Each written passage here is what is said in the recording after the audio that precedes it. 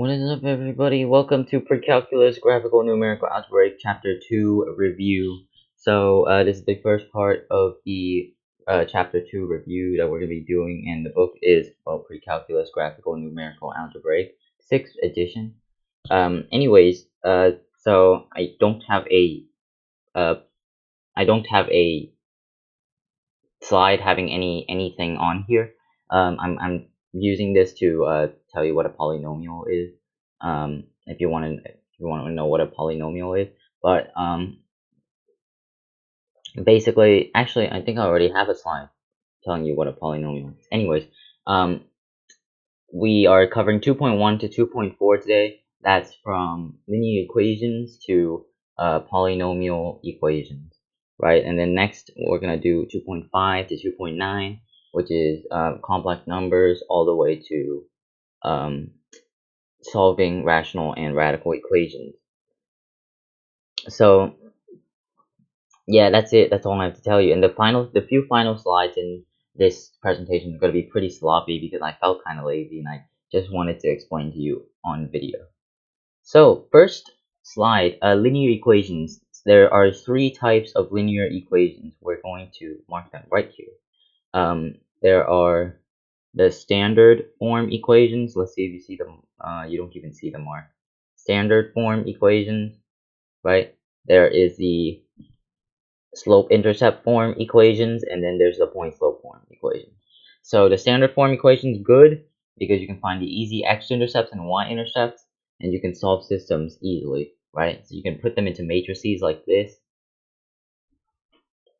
You can put them into matrices like this, or you can just solve them as is like this, right? And in the x-intercepts and y-intercepts, you can put x as 0, solve for the y to get the y-intercept, and then y is 0, solve for x and get the x-intercept.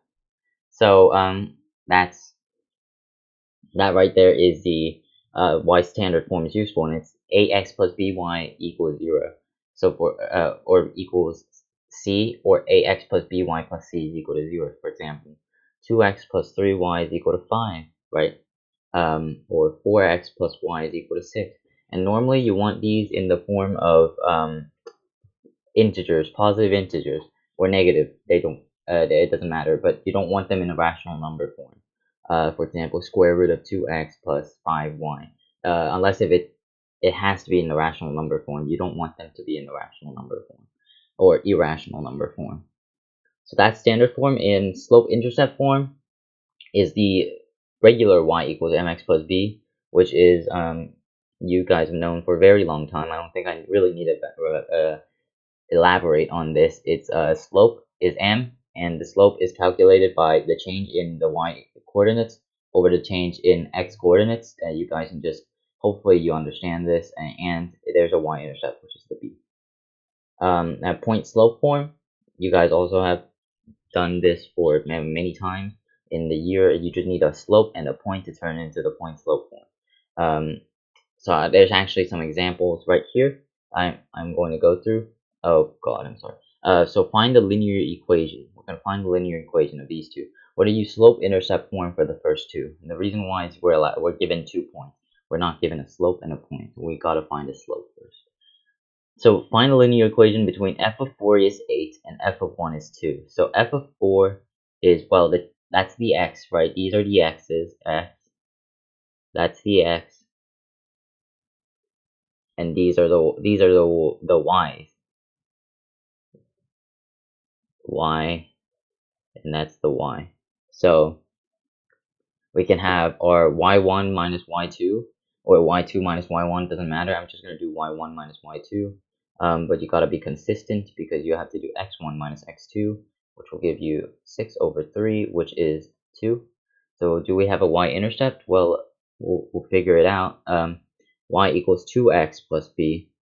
Now these are all solutions to the line that I put right here. So we can just plug in one of the points because they're solutions to the line, and we can just put 2 is equal to 2 times 1 plus b, which is equal to b is equal to 0, right? B is equal to 0. So right there. And the final equation is y equals 2x, and that's the final equation for the. I'm going to put it in a box, and I'll erase everything now. So the next one is f of 6 is equal to minus 17, and f of 3 is minus 8. So we'll do the exact same thing. Let's do minus 17 minus 8, and then we'll divide that by 6 minus 3, which will give us, well, minus 17 plus 8 is minus 9 over 3. That's equal to minus 3. So our slope is negative 3x plus b. And make sure you have the plus b. And then you can plug in one of the points, one of the x's and the y's. I'll just use this number because it's smaller. It's 3, negative 8. So we'll have negative 8 is equal to negative 3 times 3 plus b, which will give you negative 8 is equal to negative 9 plus b. So b is equal to 1, right? B is equal to 1. And that's it. That's the equation. The equation is y is equal to 3x, minus 3x, I mean. Y is equal to, oh god, I'm sorry, that's just wasting your time because I'm an idiot. Y is equal to minus 3x plus 1 minus 3x.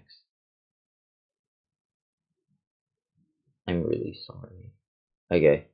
So anyways, look at the bottom one. We have the x-intercept is equal to 6 and the y-intercept is equal to 5.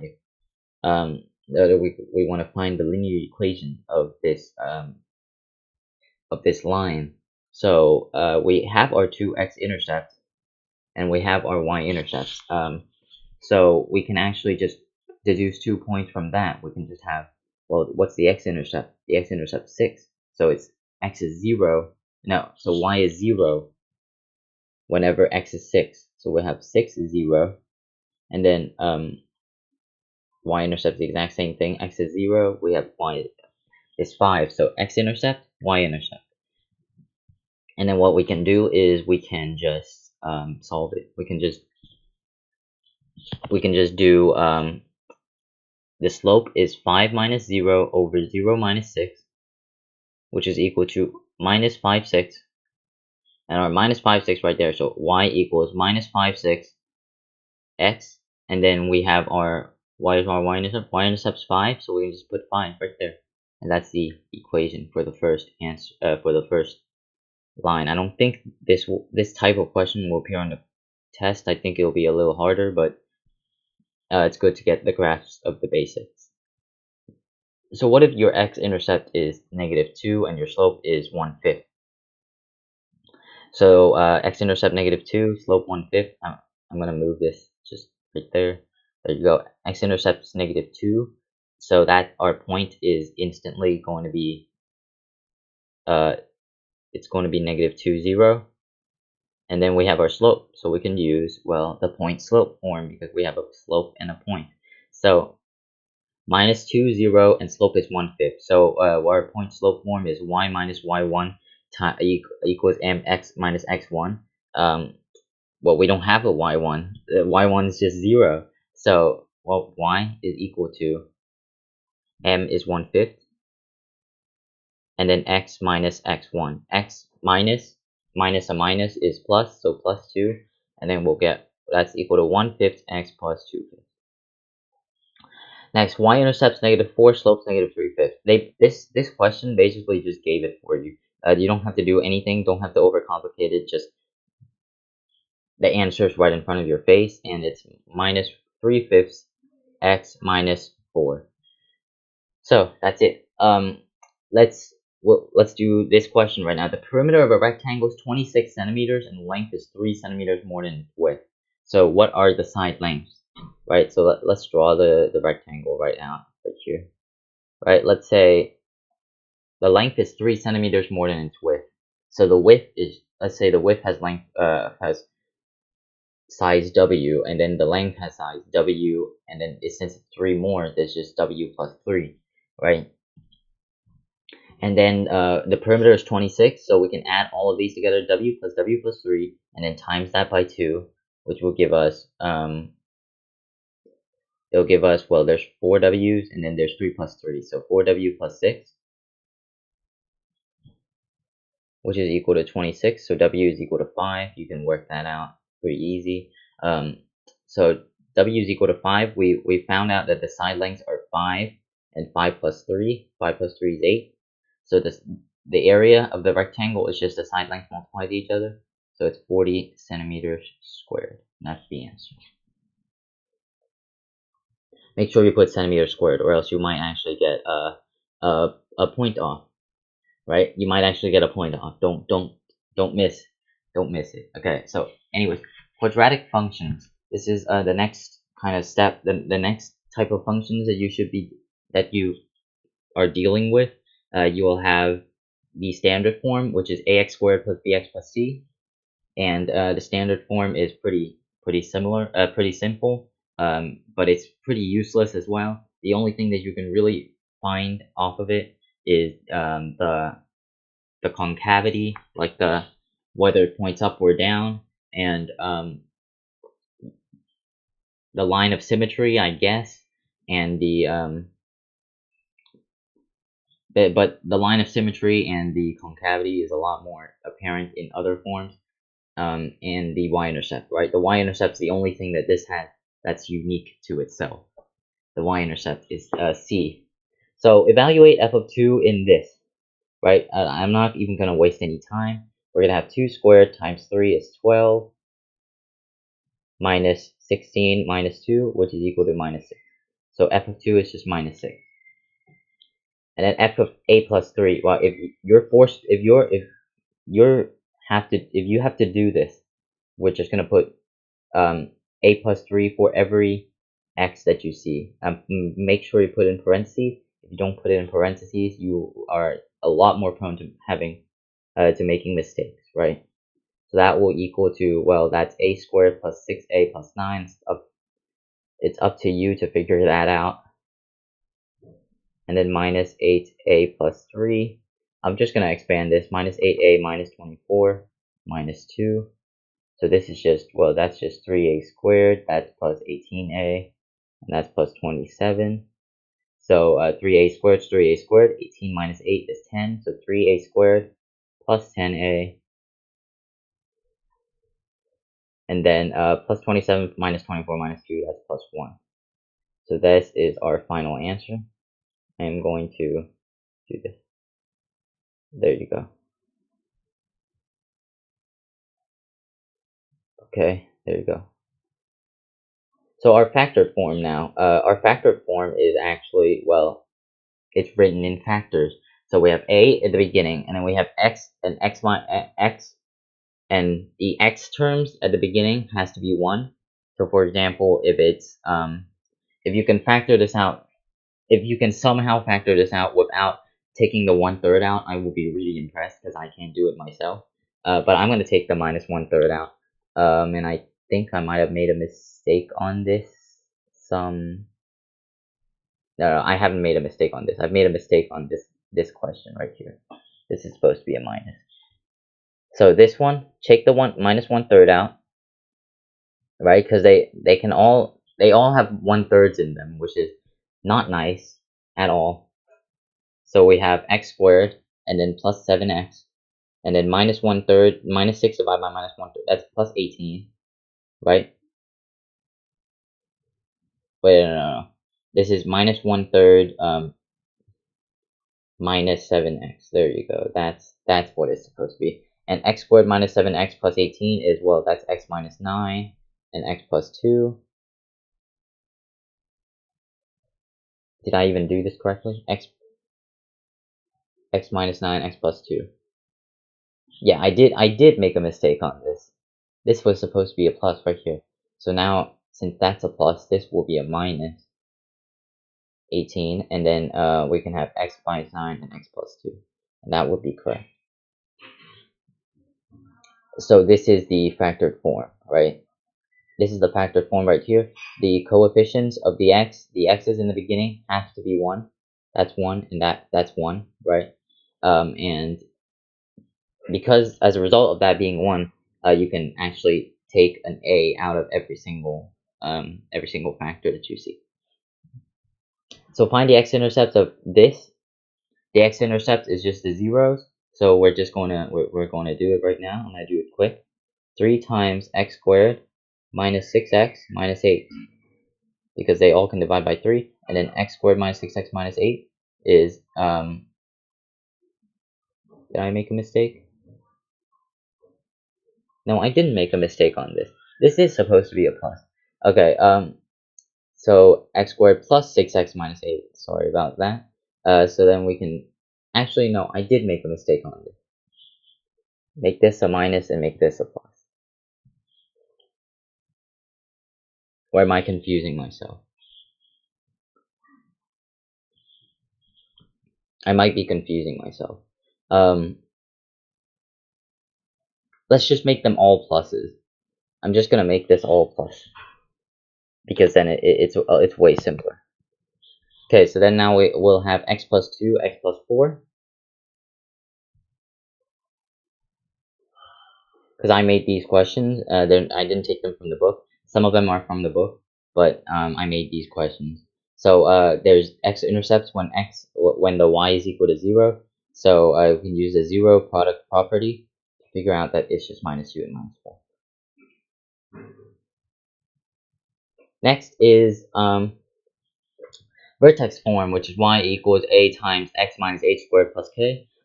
Should be pretty familiar with this from the integrated math 2 and integrated math 3, but h and k is the vertex of the parabola, and x equals h is the line of symmetry.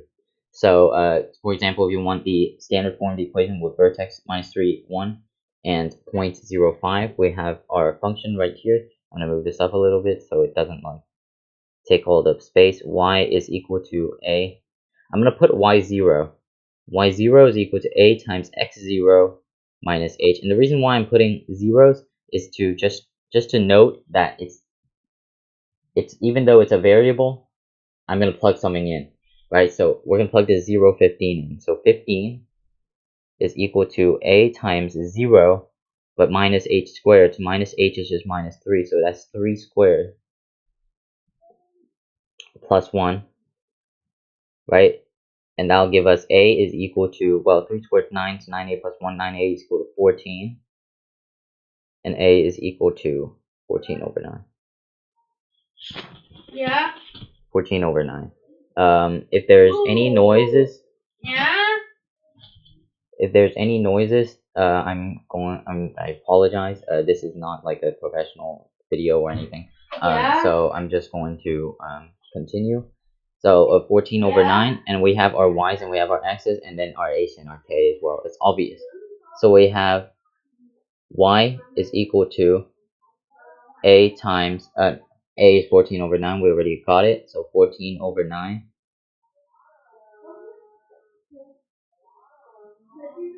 And then times that by x0, so that's just x, and then plus 3, and then plus 1, right? So that's the final answer. I'm going to put boxes around these because this is a little bit cluttered. There you go. Those are the final answers. Next, this is the line of symmetry, or the axis of symmetry. You can just find by this HK form. So note that HK is the vertex of the parabola. It goes down, and then once it reaches that HK form, it goes up. It goes down, and then it goes up. And the parabola, the wonderful thing about this parabola is anything that is on one side is on the other side the exact same distance and the exact same form. So that's why it's symmetrical, right? So you can find the axis of symmetry, and you can experiment with this. You can just graph a y equals x squared, and you can tell that at 1 it's 1, at negative 1 it's 1, at 2 it's 4, at negative 2 it's 4. So it is symmetrical, and we can find the axis of symmetry by just looking at this vertex, because the vertex is the dividing line between these two areas. So this is just going to be x equals 2, because, well, the vertex is right there. It's the x minus a times x minus h squared plus k, and the h is 2, so it's just 2. This one you need to do a little bit more work. You're going to need to factor this 3/2 out here, and then you do x squared, and then the 3x divided by 3/2, that's minus 2x, and then the 8 divided by 3/2 is 16 over 3. So minus 16 over 3. So I would just place that on the outside because it's a nasty number. I don't actually no. We'll just place the whole plus 8 on the outside because we don't want this nasty number to be divided into this. So x squared minus 2x, complete the square, just add 1, and then add 1 means you actually subtract 3 halves from the whole equation. If you add 1 to this part of the equation only, it's multiplied by negative 3 halves, so you're actually subtracting 3 halves from the whole equation. So you need to add 3 halves back. So this is x minus 1 squared, and then this is plus 8 plus 3 halves, which is 19 halves. So the vertex is 1 and 19 halves, and the axis of symmetry is x equals 1. Right? Whatever the vertex is, the axis of symmetry is going to be like that. And I'm pretty sure you've done a lot of wacky stuff with parabolas, including you got to be pretty big brain, right, to figure out some of the parabola stuff that you did in the advanced integrated math 2 or advanced integrated math 3. So we're gonna graph this function. Graph 1/3 times x plus 6 times x minus 4. Describe translation from x squared. So we have this 1/3 at the beginning because I just made it to be 1/3, but we don't really want to mess with 1/3 because 1/3 at the beginning of the function actually signifies a vertical shrink of 3. We don't want to mess with a 1/3 and add it into the equation, make it all confusing. The best way to find out this form is actually in the vertex form, and you can see why. I'm going to put this down right here. A times x minus h squared plus k. Look, x minus h, what does the minus h denote? What does the minus h denote? The minus h denotes a translation to the right, and then the k denotes translation up, and then the a denotes the vertical stretch, right? The vertical stretch of the parabola. So what you can do is you can complete the square again, but you can just solve these two first, right? So x plus 6 times x minus 4 is x squared plus 2x minus 24. And then you can put this minus 24 out of the function. We have this minus 24 in here. We can put it out by dividing by 3. So we'll have 1/3 times x squared plus 2x. And then I'm going to leave this blank right here. Right, plus blank. And then minus 24 is just going to be minus 8 now because it's 1/3. The 1/3 multiplier has been applied on it. So we can do x squared plus 2x, and then that'll just be 1, right? Because you divide the middle number by 2 and then square it to complete the square. We'll have 1/3 times 1 is 1/3. So we need to subtract 1/3 from the equation. So our final equation is 1/3 times x plus 1 squared minus 25 over 3. So the translations are 1 to the left,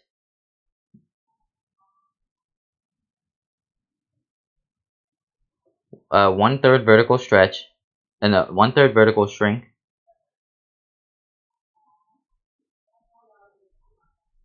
and then 25 over 3 down.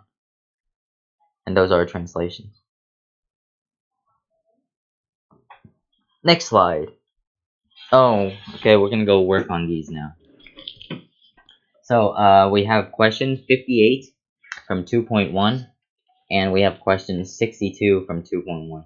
So 58, let's see what 58 is. The Welcome Home Apartment Rental Company has 1,600 units available, of which 800 are currently rented at $300 a month. So let's write some of these down. 1,600 isn't really important. So 800 at 300 a month. 800 at 300 a month, and then $5 decrease for every 20, and we will get plus 20 homes. So X represents every $5 decrease. So if we want to represent the price we need to put stuff in terms of the $5 decrease that we have. So x is one $5 decrease, so 5x represents the whole $5 decrease, right? One x is just one of the $5 decrease. But if you want to actually represent that in terms of how many dollars we're gonna get, you need to put 5x into it. The same for the homes, right? So every home that you get is as a result of the $5 decrease, each $5 decrease. So for every $5 that you lose, you can get 20 times the amount of of every month. So therefore, the minus 5x for the $5 decrease. Okay, this probably, you probably don't like this color. The minus 5x for each $5 decrease and the plus 20x for the 20 homes has to be in here. Right? And then what will you put? Well, it's $300 a month, so it's 300 minus 5x, and then it's $800 for 20 homes, so 800 plus 2x. And if you multiply all this together, you'll get 100x squared. This was some big numbers. Minus, this is a really big number. Plus 2000x, and then plus 240,000. Okay, I don't even know what I put here. 1000x, 240,000. And we're going to complete the square as well, so that's just, you put 100 outside, and then that's x squared, and then minus 20x, x, and then plus 240,000, we're just going to put that outside, because it's not nice when you put it back in there, you'll just get a big number. Minus 20x, we can add 100 to this minus 20, and then when you're adding 100, you're actually subtracting 10,000, so we're going to add 10,000 to the equation, which will give you minus 100 times x minus 10 squared plus 250,000. So this is our maximum, and this is our maximum decrease that we can get. It's only minus 10. So at minus 10 times the $5 decrease, you'll get the maximum of $250,000, which is a lot of dollars, right? If you own one of those, you're actually going to be pretty rich. So this video is lasting too long. I won't do 61. All you need to know is minus 16t squared, plus 48t, and plus 3.5, and then you gotta turn it into the vertex form like what I just did right here to find the maximum height. Right? Question 61 I won't do because this is taking too long. It's gonna be an hour review. I'm serious. But okay, next is average rate of change. I'm also gonna delete some of these questions, I'm gonna delete this question right here. So find the average rate of change for 3x squared plus 7x minus 8 from these, and this. So you could see that these three right here has minus 2, 0, and minus 3. So let's just find each of them first, so that I don't have anything to worry about whenever I'm calculating my average rate of changes. So minus 2 is just going to be, I'm just going to work this in my head. You guys can work it in your notebook or whatever you use to prepare for tests. It's minus 10. F of 0 is minus 8 because y-intercept. And then f of 3 is 3 squared, 927, 3, 40, 48, 40. So it's 40. Let's do it now. Let's do the average rate of change. So we have change from 0 to minus 2. So we have to take f of x2 minus f of x1 divided by x2 minus x1. Basically, the result of the top one minus the result of the bottom one divided by the input of the two. We'll have minus 8 minus minus 10 divided by 0 minus minus 2, which will give you 2 over 2. Yeah. Okay, sorry about that. 2 over 2 is 1. So that the slope from here is 1. Average rate of change is 1.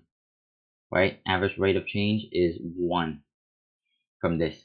0 to 3, we have a big increase, big sharp increase. we'll have 40 minus minus 8 over 3 minus 0, which will give you 16. 16 is a big number, right? 16 is the average rate of change over here. And if you want to calculate it from minus 2 all the way from minus 2 to 3, it will be 3. F of 3 is 40, and then minus minus 10. Sorry about the colors. And then 3 minus minus 2. Don't think you guys care about the colors. So that's 50 over 5, which is 10. So 10 is our average rate of change. There will definitely be questions like this on the test, and no doubt about it. Okay. You could, you could guarantee that there will be questions like this on the test. What about f of x to f of x plus h? I'm gonna illustrate this important concept later, but we'll just work it out right now. So we'll have f of x plus h minus f of x over x plus h over x, over x plus h minus x. It will be 3 times x plus h squared plus 7 times x plus h minus 8 minus 3x squared plus 7x minus 8, right?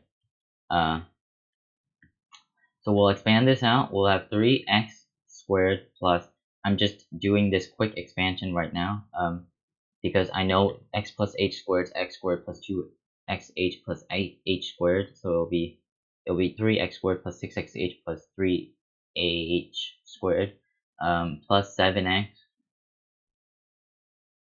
plus 7h minus 8. So what can we cancel? Well, 3x squared right here, and then 3x squared right here, because it's a minus. 7x right here, 7x right here, minus. Minus 8 plus 8, right? Minus 8 plus 8. So 1, 2. So now we'll have this left, 6xh plus 3h squared plus 7h over x plus h minus x. And what can we cancel from down here? Well, x plus h minus x, so it'll be x, and then this x right here. And this is called the difference quotient, or first principles. If you are not watching in the US, it's called first principles. And first principles basically just mean the first step that you do in order to take a derivative. I think that's what it means. But this is really important in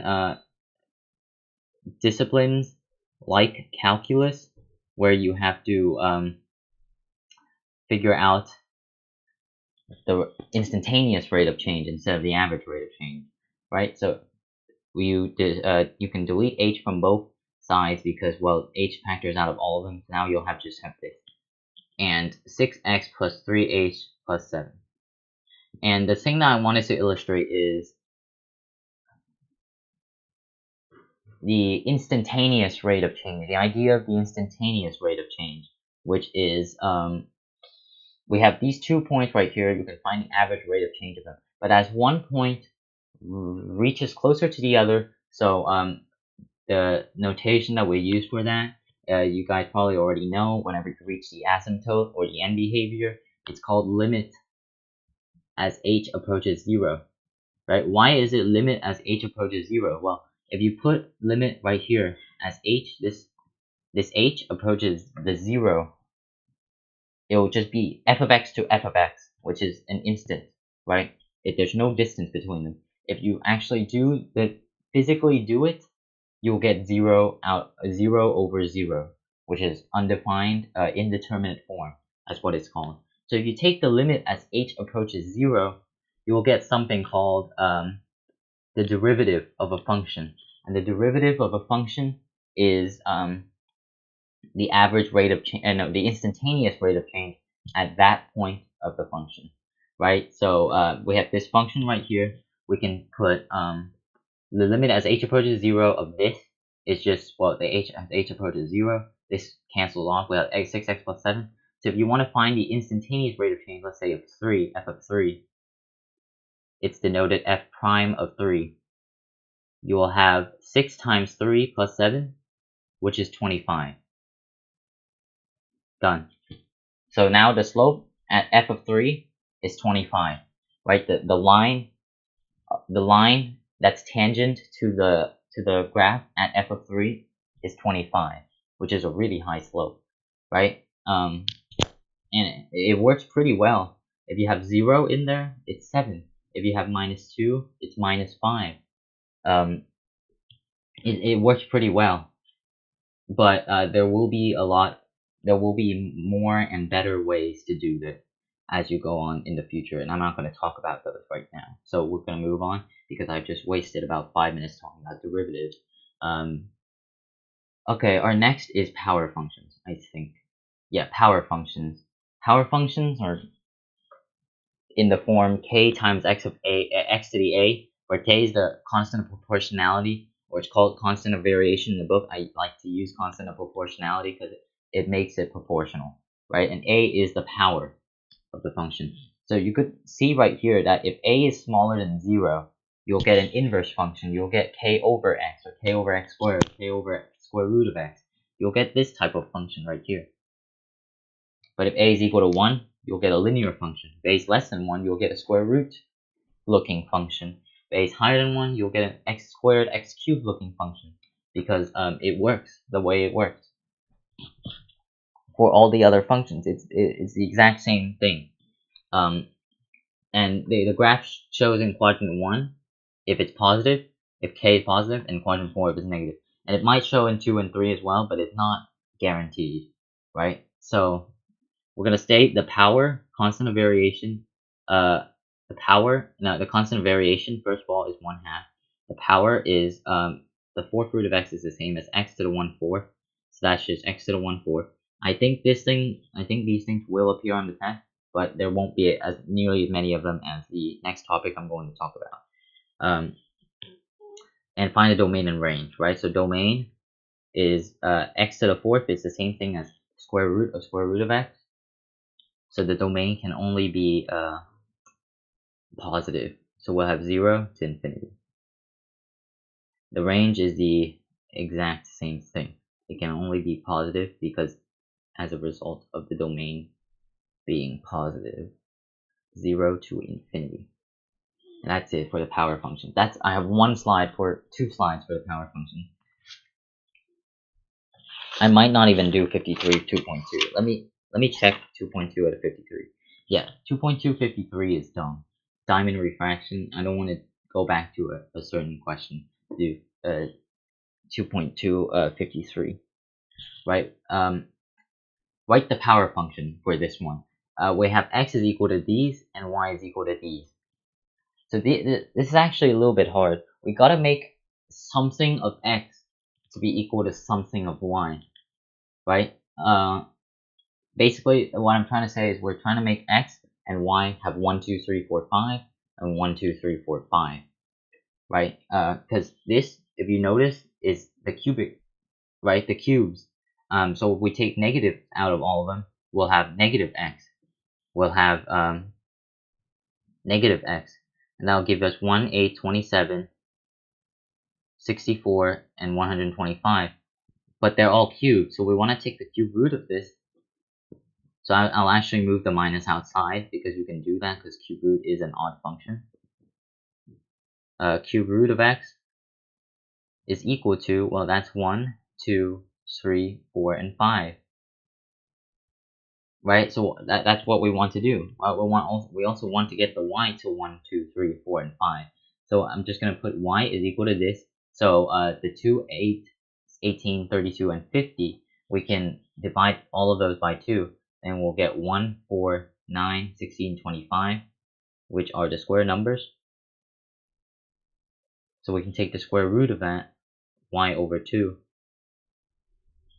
to get 1, 2, 3, 4, and 5. Now we have all of these equal to 1, 2, 3, 4, and 5. 1, 2, 3, 4, and 5 now.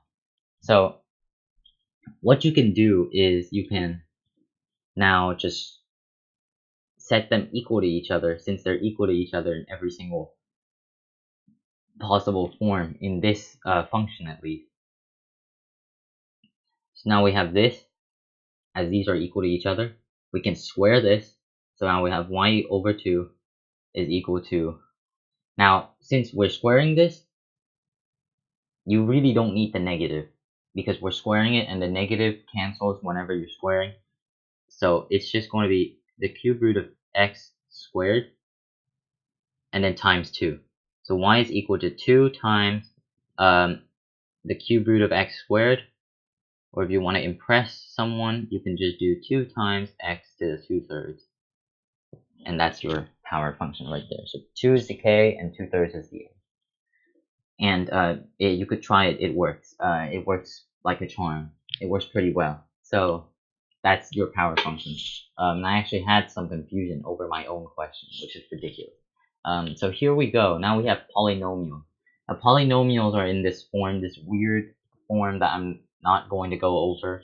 Basically, it's a number, then a power, then a number, then a power below it, then a number, then a power below it, number, power below it, number, power below it, until you get to just the number, which is called the constant, right? So we'll examine some graphs right here, and I'm going to examine this graph right now. What's so special about this graph that other graphs we've looked at hasn't had? So this graph bounces off the x-axis. It literally looks like it bounces off the x-axis. It has 2 minimums and 1 maximum, and it's a 4th power polynomial, which you guys probably have never seen a 4th power polynomial before you entered this class. Before you saw before you've done the 2.3 that I'm covering right now. So this x squared, x minus 2 squared, has 2 x-intercepts, double intercepts, they're called double zeros, because they're both squared, right? If they weren't squared, they wouldn't have been double zero. And this actually looks kind of like 2 parabolas, because we have this x squared right here, and we have this x minus 2 squared. They're both parabolas. If you consider them individually, they're both parabolas. So this actually looks like 2 parabolas. Let me draw like the ends of these parabolas. See, they look like 2 parabolas that are missing their ends because they merged together. So that's what I mean by examining the graphs, kind of jokingly. If you want to actually examine those graphs, yeah, you could have n behavior is they're both infinity, at infinity. The range is 0 to infinity. The domain is negative infinity, infinity. There's no asymptotes. There's 2 double zeros, and there's 1 maximum and 2 local minimum. And there's obviously absolute minimum and absolute maximum as well. So we're going to examine some of these graphs. Right now I'm just going to draw some of the graphs that I put down, right? X to the 4th power. So the x to the 4th power looks pretty similar to x to the 2nd power. So let's draw it right now. Okay, that's a terrible drawing. I'm sorry. Looks like a bowl. So we're actually going down, and then it gets super flat right here, and then it goes back up. And that's x to the 4th. We'll do x to the 5th now. So if you guys recall what x to the 3rd was, x to the 3rd looked something like this. Right? This is what x to the 5th looks like.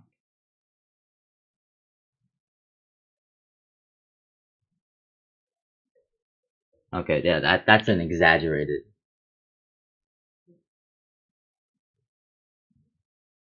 There you go. Looks something like that. Right? So it's a lot more squished down, and I can give you the reason for why it's a lot more squished down. As you have these 0. Let's use 0.8 for example. If you put 0.8 in and then you take it to the 4th power, what are you going to get? You're going to get 0.64, 0.64, 0.4096. But if you put 0.8 to the square, you only get 0.64. You get a bigger number than this 0.8 to the 4th. So the value is actually lower to the 4th than squared. That's why it appears more squished down. And let's use another number, 0.5. 0.5 to the 4th. Well, this is barely measurable. This is 1/16. This is 0.06, whereas 0.5 squared is 0.25. So this is 1/4 as big at 0.25, right? This is not that big, and it's squished down because at the lower numbers, the numbers really do get squished down, and then at the higher numbers, they just go up like a lot. They go up a lot, and then they go down a lot. So that's why these look like squished down graphs, and we can actually apply this right here. This is a thing called multiplicity, which I'll discuss in the next slide. But we have x minus 2 squared. So at minus 2, this is at 2, the numbers get squished down according to the laws of the cube function, right? So at minus 2, well, not at minus 2, at plus 2, we'll have a squished down version. We'll see what it looks like later. And at x plus 1, it will be a positive graph. No, at x plus 1, it will be minus 1, and it will be it will look like an x squared because of the rules of the x squared. So it'll actually look something like this. We'll have minus 8. That's the y-intercept. I'll tell you how I worked out that later. It'll look something like this. There you go. That's what it'll look like. And the reason why it'll look like this is because at x minus 2 squared, the numbers reach close to 0. At x minus 2 cubed, the numbers reach close to 0. So whatever multiplier that's applied on the x minus 2 cubed on the x plus 1 squared is minuscule. The x plus 1 squared doesn't do much when the x is close to the x minus 2 cubed, because the x minus 2 cubed just brings down the value of the function to try to match its behavior at x minus 2 cubed. X plus 1 squared, the same thing. X plus 1 squared is is supposed to be a positive parabola, but in this case it's negative because the end behavior. I'll tell you about that later. But it's still a parabola, and it still follows the parabolic rules that are set whenever it's an x minus 1 squared. It still follows the rules that are set, right? It's close to 0, and it goes down up, and then it goes down, right? That's the same as if it was a regular function, a regular x squared function or negative x squared function. So this concept is called multiplicity. So if x is a polynomial, I wrote this. This is a rigorous definition. If you guys are smart, you might be able to figure this out. This is supposed to be p sub 1, p sub 2, p sub 3. I couldn't have one more sub under already sub, right? So the multiplicity of the describes fun spelling error. The multiplicity is what is used to describe the graph at that particular point, right? So if we want to draw this graph, x cubed, x plus 5 squared, x plus 2, x minus 1, x plus 3 squared, this is a huge graph. We first got to find the zeros. That's 0 at 0, negative 5, negative 2, 1, and then 3. Next we got to find the power. The power is, well, x to the third, x to the second, x to the third, x to the second. So the power is 3 plus 2 plus 1 plus 3 plus 2, which is 11. So 11, x to the 11th power. And this means that since it's x to the 11th power, it'll go from infinity. It'll go from negative infinity to infinity. I'll tell you why later. I can actually tell you why now, but that'll take too much time. So at 0, it'll look something like an x cubed. We want to find the lowest number first. Minus 5. Minus 5, let's put minus 5 right here. So the graph's going to look something like this at minus 5, since it's a squared, right? So it goes up and then down. Next is minus 2. So at minus 2, since there's no power to it, it's just going to look like a linear function. Because the multiplicity is 1. A multiplicity is the degree of the function, basically. So it goes something like ridiculously down, and it goes back up like this, and it follows it at a smooth line, right? And then we have our next biggest one is 0. So we go up, and then our 0, and at 0 it looks kind of like the x cubed function, because remember, the x cubed power basically negates everything. So that's how it'll look like at the 0. At the 1, it'll also look like an x cubed function. So this will go down like a lot, and then it'll go up again. At the 1, it'll look something like that. Oops, sorry. Okay, because I drew it terribly. So you go down and then you go up. See, and then at the 3, it's an x squared function. So we'll have 3 right here. It'll go up a lot, and then it'll go down, and then it'll go up like an x squared function, and that is your graph right there. This is your graph. It looks quite messy, but using the ideas of multiplicity and the roots that are provided to you, you can really quite easily make this this thing. And this is a real graph right here. The first graph is, this is zoomed in, so you could see this extrusion right here. See? And then it goes up and then it goes down. And then this is the full graph. So it goes up, down, up, and then you can't see this, but it actually goes up, as shown right here. This is like to the scale of 500,000. This is huge. This is 1 million. To the scale of 1 million. So this local minimum is actually like 750,000. It's a huge graph, but it goes down and then it goes up a little bit, as denoted right here. See, it goes up and then it goes down and then it goes up. So this is the graph of the polynomial function of x to the 11. I'm gonna introduce to you some theorems, a lot of theorems that are coming up right now. We have the intermediate value theorem, which is basically says you can't cross the borders. What it basically says is, from A to B, if there's a border that's between A to B and the function's continuous, it has to cross that border. It has to cross that y equals c line between A to B, right? And if it doesn't cross it, it's not continuous, right? That's the logic behind the thing. If it doesn't cross y equals c, it's continuous. If it's continuous, it has to cross the y equals c. If c is between f of a and f of b. So let's say if this function ax cubed plus 3x minus 5 has roots as x plus 2 and x equals 1 minus square root of 2, will the interval 1 minus square root of 2, comma 2 cross through y equals minus 3? So this interval 1 minus square root of 2 to 2, this is about minus 0.4. Will it cross through y equals minus 3? Well, let's find out. So what points do we know? We know this 1 minus square root of 2. That's a root, right? So it will be 1 minus square root of 2, 0. What else do we know? Well, we know the y-intercept. Without the a, we already know the y-intercept. It's 0 minus 5 is the y-intercept. And we know another 0, 0, comma 2. So will this interval cross through y equals negative 3? Well, we have our f of a is 0. We'll just consider this case right here. We have our f of a is 0, and then we have our f of b is minus 5, and our c is minus 3, and minus 3 is between 0 and minus 5.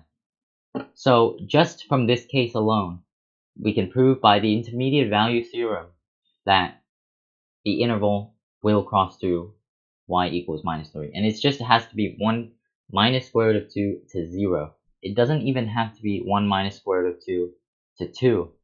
But we can prove the same thing for this, 0 to 5 and 0 to 2.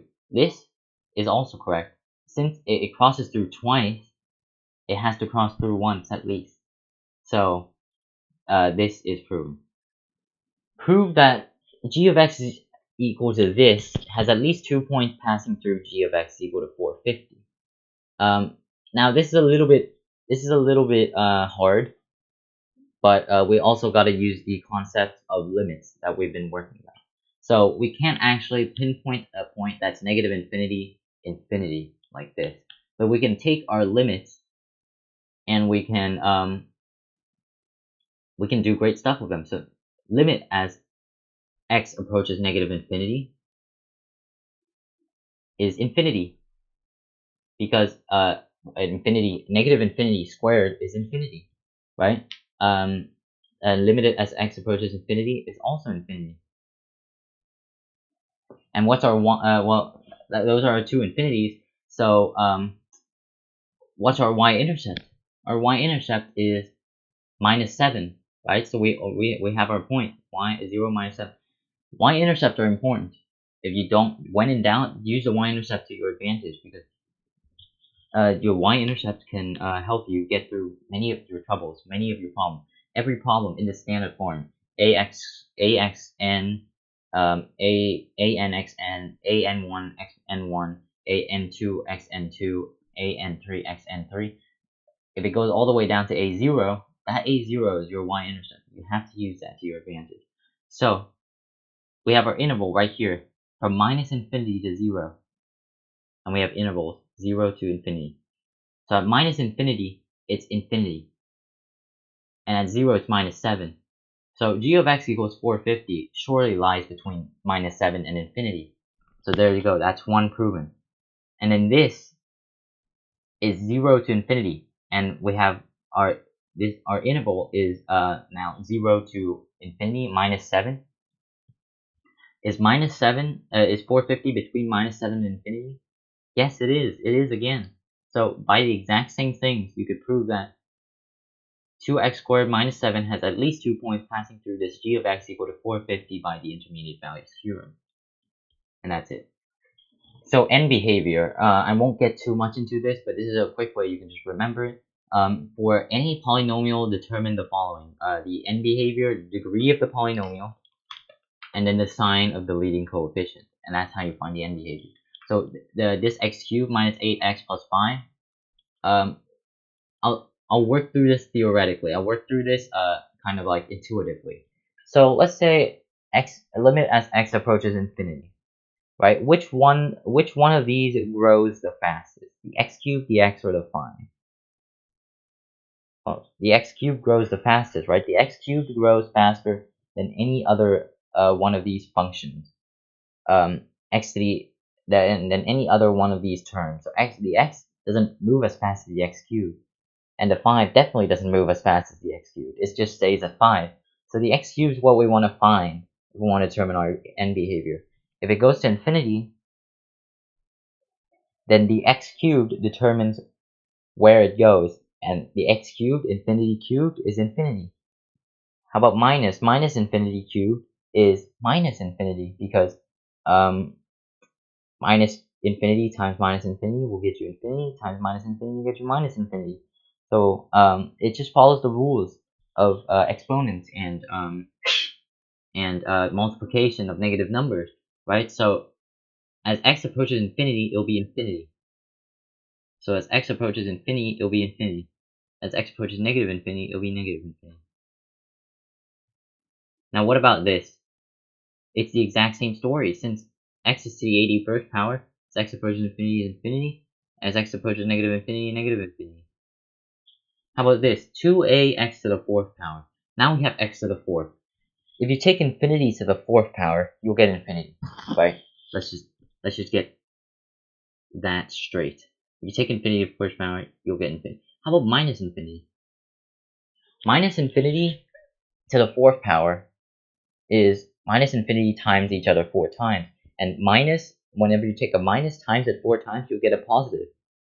So minus infinity will also be positive infinity, right? You can take minus infinity times minus infinity times minus infinity times minus infinity. These two become a plus. These two become a plus.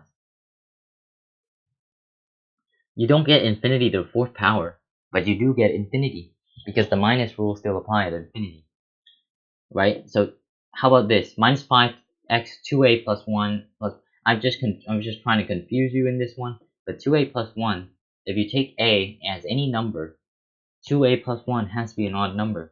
So this is an odd number. Since this is an odd number, if you take it to infinity, it'll be infinity. But there's a negative at the beginning. So it negates the effect of the infinity and gives you negative infinity. As x approaches negative infinity to an odd power will give you negative infinity. But there's a negative in the beginning, so it will actually give you positive infinity. And that's our end behavior stuff. So don't write it like me. Don't write it x infinity. You have to write the limit. But basically, you want to determine this chart. So if it's even and negative, even, negative, 4. 4 is negative infinity, right? Or you can just use intuition, like what I've just used right there, in order to tell if it's infinity or negative infinity. So there's a bunch of theorems that I'm going to go through right now, and one of them is a remainder theorem. The remainder theorem is if you divide a function by a linear factor and you'll get the result, then that linear factor is the result. Okay, that sounded a little bit confusing. So find the remainder of x to the 5th minus this when divided by x minus 2. So our c is 2, right? So we can just put f of 2 in. And then we'll get 2 to the 5th is 32 minus 2x to the 3rd, that's 16, plus 8x squared, that's plus 32, and then that's minus 5. And that's equal to 64 minus 21 is 43. So if you divide this by this, your remainder will be 43. Right, it'll be 43 over x to the 5th minus 2x to the 3rd plus 8x squared minus 5. And which linear factors, when divided from this, give a remainder of 0? Well, we have to go to the next theorems for that. So rational zero theorem is assume a polynomial with this form, qxn a1 xn minus 1 a2. Yeah, you get the idea, right? So p, all you need to know is p and q. P is the first number, is the last number of the function, so the y-intercept, and then q is the first term.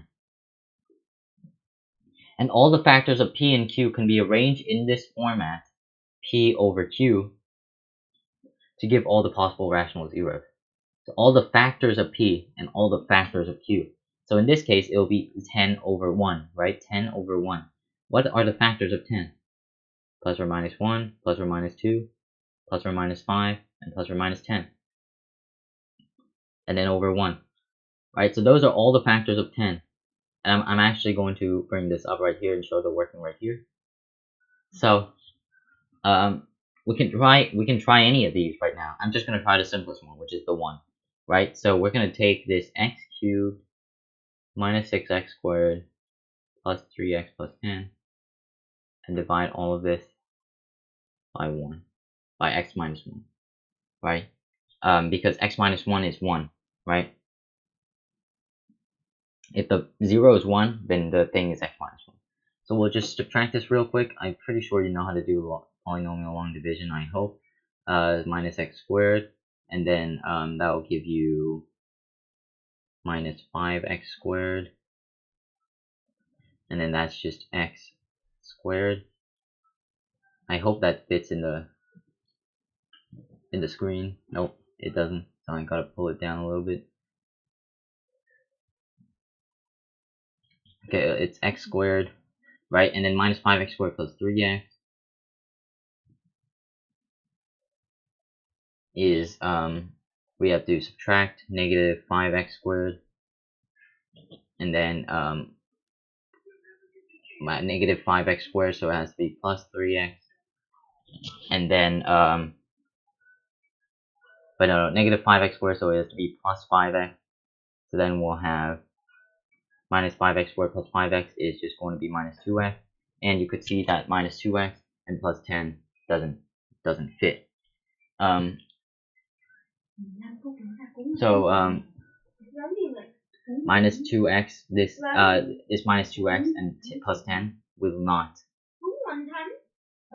not fit into this x minus 1. So the x minus 1 doesn't work. What about x plus 1? Well, let's try it again. X plus 1 over x cubed. This can get very tedious, and there's a better way that I'll show you later in this. X cubed, it's not like you haven't already known the way, but I'll just show you the better way. So x cubed plus x squared is going to be minus x cubed, that'll be x squared, minus 7x squared plus 3x, right? And then you can subtract minus 7x squared minus 3x, which will give you minus 7x, and then that's plus 3x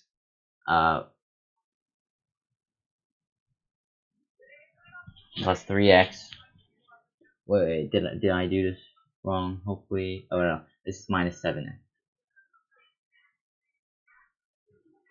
Minus 7x squared minus 7x, that'll be 10x, and then 10x plus 10 is minus 10x plus 10, which will give you 0. So this does work well, right? So you get x squared minus 7x plus 10 at the end. So now you know that one of the factors are x plus 1. So x plus 1 is one of the ones that give a remainder of 0. So x plus 1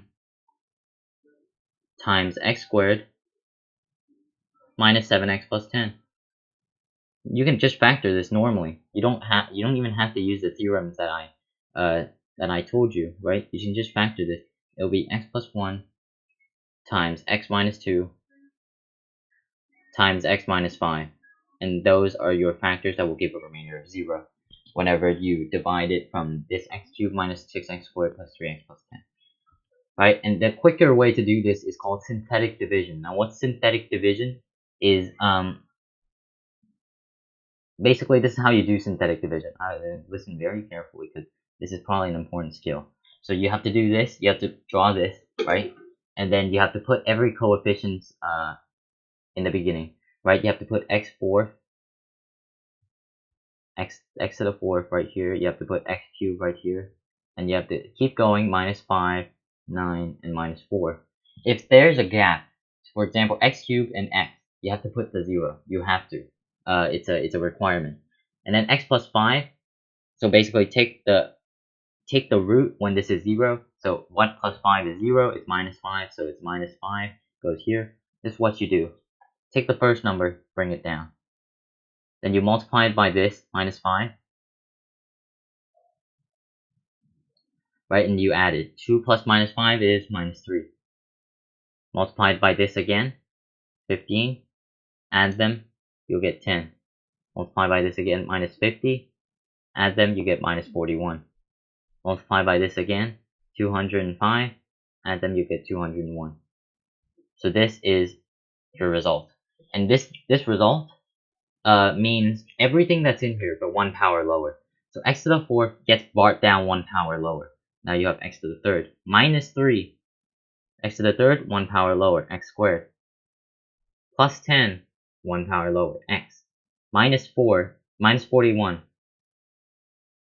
0, right? And then the next one is minus 1. Next one is to the negative 1. It'll be plus 201 over x plus 5.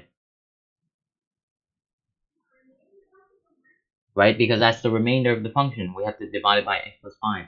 That's the remainder that it stays there. Right? So that's the synthetic division that I was talking about. Upper and lower bound theorem. I don't think I'll cover this today. Okay, actually no, I will. So we have this upper and lower bound theorem.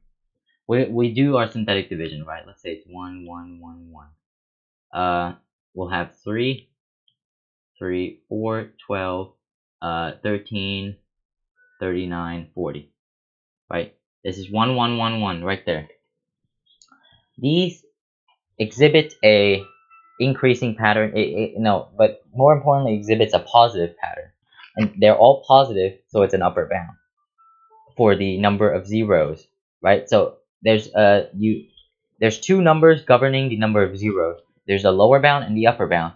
In between the lower bounds and upper bounds, all the zeros of the polynomial function are in between those upper and lower bounds. And if the result comes out to be all of these are positive, then that's an upper bound, right? That's an upper bound for the function.